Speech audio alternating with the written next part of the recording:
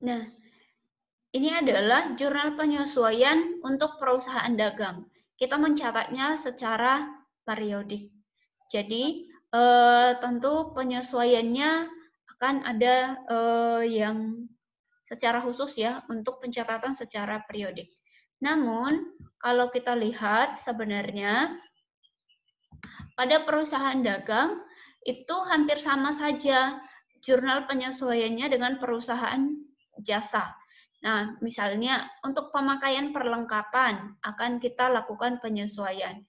Nah, berikutnya adalah misalnya untuk pendapatan yang masih harus diterima. Nah, kemudian utang atau beban yang masih harus dibayar. Ini semuanya dari nomor 1 sampai ke nomor 7, itu sampai penyusutan aktiva tetap, ini adalah sama persis pada perusahaan jasa. Jadi, dari nomor 1 ke nomor 7, ini dianggap kita sudah paham. Nah, ini adalah dari nomor 1 ke nomor 7 itu sudah ada di bagian yang lain saya jelaskan. Nanti bisa dicek ulang kalau misalnya agak lupa dari nomor 1 sampai nomor 7. Nah, jadi pada perusahaan dagang jurnal penyesuaiannya persis sama pada perusahaan jasa, yaitu dari nomor 1 ke nomor 7. Yang membedakannya adalah kita lihat di nomor 8. Pada perusahaan dagang yang berbeda itu adalah tentang persediaan. Pada perusahaan jasa kan tidak ada persediaan. Sedangkan pada perusahaan dagang itu ada persediaan. Jadi apabila di catatan dengan di fisik secara di gudang atau secara fisik kita lihat itu ada yang berbeda, tentunya kita akan melakukan penyesuaian. Nah, jadi kenapa persediaan kemungkinan di catatan dan di gudang itu berbeda, bisa saja karena misalnya ada kehilangan atau ada pencurian atau yang lain. Jadi yang membuat antara di catatan dan di fisik itu bisa berbeda.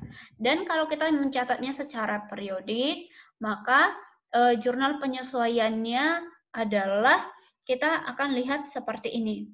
Ada pada perusahaan dagang itu ada dua metode penyesuaian.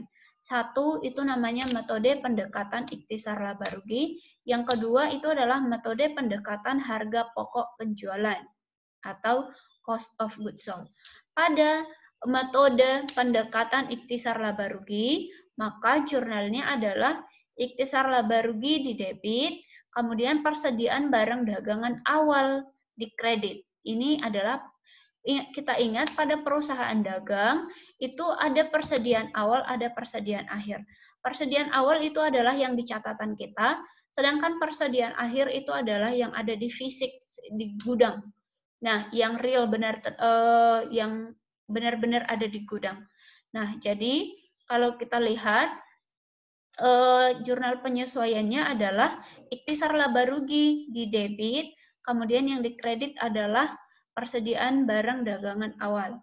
Sedangkan kalau yang selanjutnya adalah persediaan barang dagangan akhir di debit, kemudian ikhtisar laba rugi dia akan di kredit.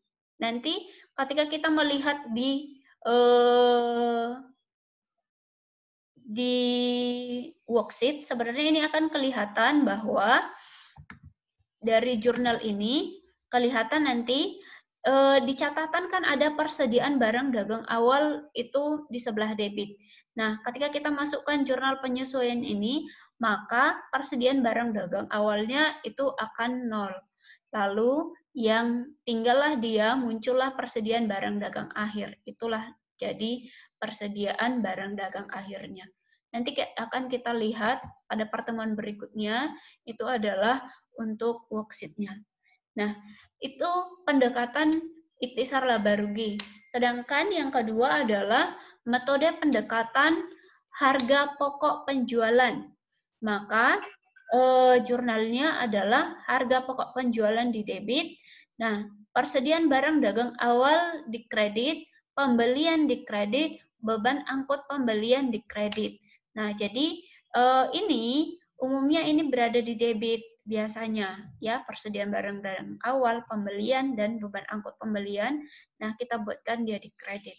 Lalu kita juga mencatat persediaan barang dagang akhir ini di debit.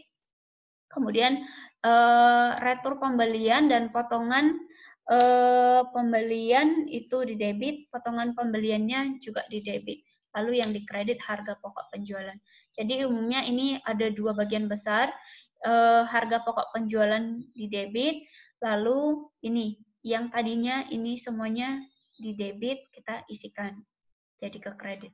Lalu persediaan barang dagangan ini semua yang tadinya retur dan potongan pembelian yang dikredit ini jadi di debit, yang dikreditnya adalah harga pokok penjualan.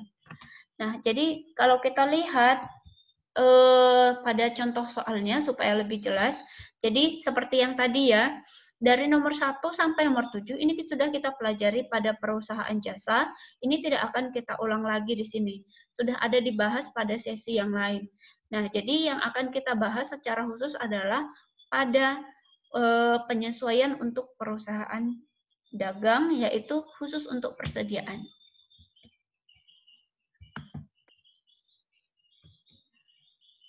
Oke, nah jadi misalnya untuk PT Mycom Computer Retail, ini ada data-data penyesuaian yang dia berikan. Jadi ada persediaan barang dagang 1 Januari, itu adalah berarti persediaan 1 Januari itu adalah awal, persediaan barang dagang 31 Desember 2015 ini adalah akhir. Selama tahun 2015 ada pembelian sebanyak ini, ada biaya angkut pembelian, retur pembelian, dan potongan pembelian. Seperti yang sudah kita bahas di awal tadi, maka jurnal penyesuaiannya pada tanggal 31 Desember adalah seperti ini. Tinggal mengikuti saja dari data yang awal tadi. Jadi, harga pokok penjualan di debit 1.500.000 yang dikredit persediaan barang dagang. Nah, jadi kalau kita lihat ini adalah persediaan awal. Lalu harga pokok penjualan di debit, nah pembelian dikredit, biaya angkut pembelian juga dikredit. Berikutnya, retur pembelian di debit, potongan pembelian di debit, yang dikredit adalah harga pokok penjualan. Lalu ini untuk persediaan barang akhir di debit, harga pokok penjualan di kredit. Nah, jadi sekali lagi saya tunjukkan, ini soalnya datanya semuanya ada dari sini. Ini adalah data-data penyesuaian yang disediakan pada akhir periode, maka jurnal untuk penyesuaiannya adalah seperti ini. Oke, jadi semuanya data-data yang ini data-datanya kita hanya menyandingkannya dengan harga pokok penjualan karena kita mengikuti dengan metode yang kedua ini, yaitu pendekatan harga pokok penjualan.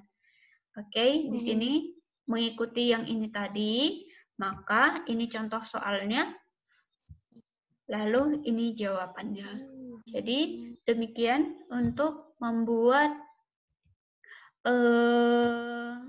jurnal penyesuaian pada perusahaan dagang yang dicatat secara